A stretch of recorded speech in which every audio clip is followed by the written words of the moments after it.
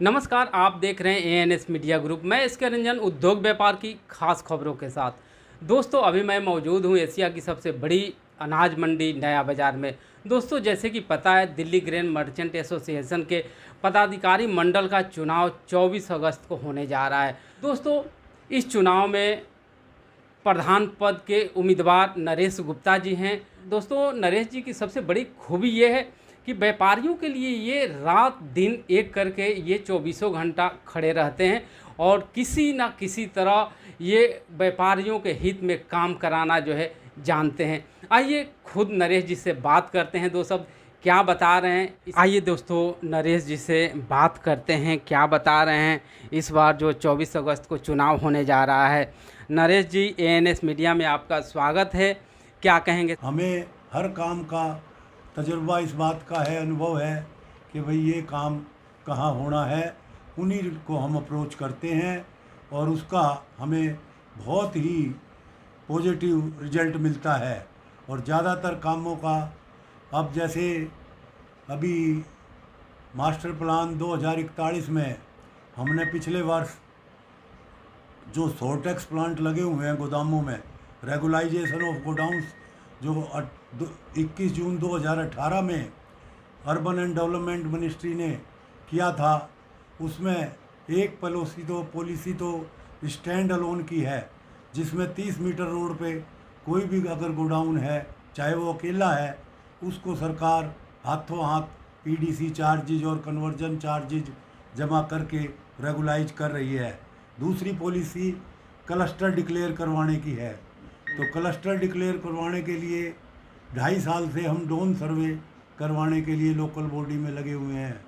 और पिछले चुनाव होने के कारण मास्टर प्लान 2041 जो कि जल्दी से जल्दी अर्बन एंड डेवलपमेंट मिनिस्ट्री से पास होके आना है, वो सारा दिल्ली में जो भी उसमें अमेंडमेंट होनी थी वो सब हो चुकी और वो जल्द से जल्द पास होके आने वाला है। और जैसे ही मास्टर उसमें जो है, हमने गोदामों के अंदर जो सोर्टेक्स और छनाई मशीन ग्रेडिंग प्लांट लगे हुए हैं, उनकी परमिशन भी हमने डीडीए से उस मास्टर प्लान 2041 में करवा दी है, जो कि पिछले साल फाइनल हो गई थी, जिसका सर्कुलर हमने एसोसिएशन की तरफ से निकाल दिया था।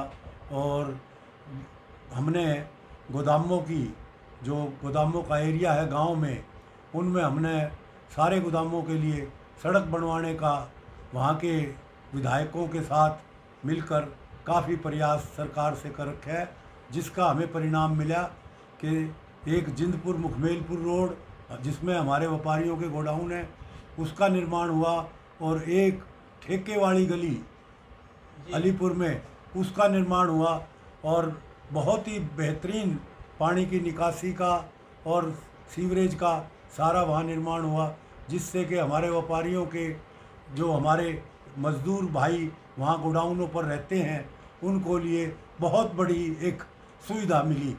और इस प्रकार के गोडाउनों के काम हम एमसीडी से पिछले 2-3 सालों में एमसीडी से हाउस टैक्स के 20-20 साल के हाउस टैक्स के नोटिस आए करोड़ों रुपए के, जिनको हमने 4-5 साल का हाउस टैक्स भरवा के और क्लियर करवाया। एमनेटी स्कीम में, समृद्धि स्कीम में, समृद्धि स्कीम बनवाने में कमिश्नर के साथ 2 साल मीटिंगें करी, जिसका परिणाम ये हुआ समृद्धि स्कीम आई अनऑथराइज कॉलोनियों के लिए और सब के लिए। उसमें हमारे गोडाउनों को भी वह सुविधा 31 मार्च 2022 तक मिली और जिसमें हमारे व्यापारियों ने बहुत लाभ उठाया। हमारे अनाज पर कोई ट्रेड लाइसेंस अभी तक नहीं है।